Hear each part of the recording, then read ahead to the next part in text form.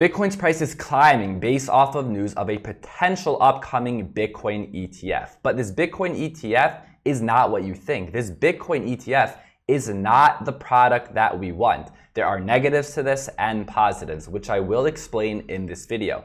And the reason why Bitcoin ETF is such a big deal, the reason why we have been asking for one for multiple years is for two reasons. Reason number one, when you have an ETF approved in the United States, that asset becomes accepted, established. It enters into the regulatory framework and the financial ecosystem. And number two, accessibility. When you have an ETF, it is much easier for people to invest in certain assets without having to do any of the dirty work. For example, let's say someone wants to invest in gold or silver. They have to go out into the market, buy silver or gold, test that it's real, transport it, and store it. But with an ETF, they can simply go online, buy a gold or silver ETF, and it is backed by gold or silver. They don't have to do any of the dirty work. So the same thing with Bitcoin. If we have a Bitcoin ETF, this means that people can invest in Bitcoin without having to actually create a new account on an exchange or create a wallet. They simply can go online, buy an ETF, they invested in Bitcoin. But the product that we are likely to get is a Bitcoin Futures ETF. And with a Bitcoin Futures ETF, it mimics the price of Bitcoin Futures instead of the market price of Bitcoin. So it doesn't actually mimic the price of Bitcoin. It doesn't hold any Bitcoin. There's no Bitcoin backing it, but instead it's tracking a derivative of Bitcoin. What we actually want, what we have been asking for many years, which is not what we're getting anytime soon, is a Spot Bitcoin ETF. A Bitcoin ETF that is actually backed by Bitcoin. And here's the difference. A Spot Bitcoin ETF backed by real Bitcoin, while Bitcoin Futures ETFs are backed by derivatives of Bitcoin's futures contracts. And because of this, the price of Bitcoin futures may diverge from the spot price of Bitcoin due to the prevailing market sentiment. So Bitcoin Futures ETFs might also occasionally track the price of Bitcoin inaccurately.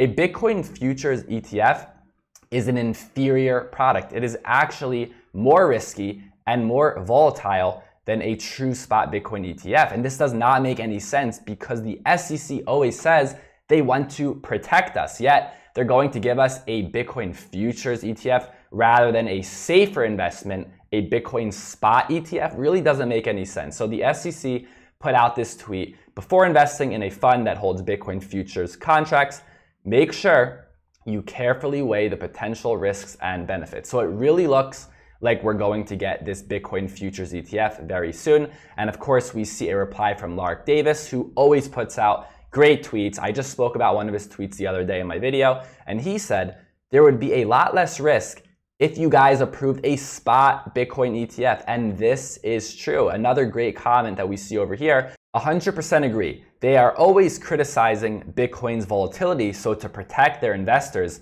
they gave them a way to invest in Bitcoin via futures rather than spot. So really, it does not make any sense. So of course, this is the negative. We are getting an inferior product, the product that we don't actually want. However, there are two positives. The first positive is we are entering into the regulatory framework. We are being accepted. We are here. Bitcoin, crypto, this is an asset class. But number two, this gives us time to continue to accumulate until the actual spot Bitcoin ETF. Because when we have that actual spot Bitcoin ETF, by then it will be too late. We always say in crypto, we're early. If someone bought yesterday, if someone buys today, we say we're early. It almost seems like people just say it, right? There's no meaning behind it.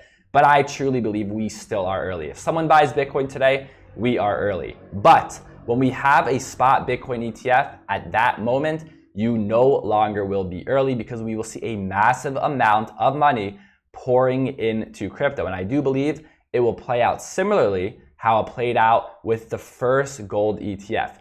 The first gold-backed ETF in the United States was the Spider Gold Trust, and it was launched on November 18th, 2004. And here we are in the chart. This is the gold price in 2004, and after the approval of a gold-backed ETF, physically backed gold ETF, we saw the price of gold skyrocket. And I do believe we will see the same with Bitcoin, but on a much larger scale. There is so much money right now sitting on the sidelines, and it all comes down to accessibility. We think it's easy to sign up for an exchange or create a wallet, but for most people, it is a lot of work and they don't know where to start. Grandma and grandpa have no clue, but when we have a true spot Bitcoin ETF, grandma and grandpa will be able to go into their already existing brokerage accounts, into their already existing retirement accounts, and purchase or invest in a Bitcoin ETF. And at that time, it will be too late. Right now is the time to accumulate.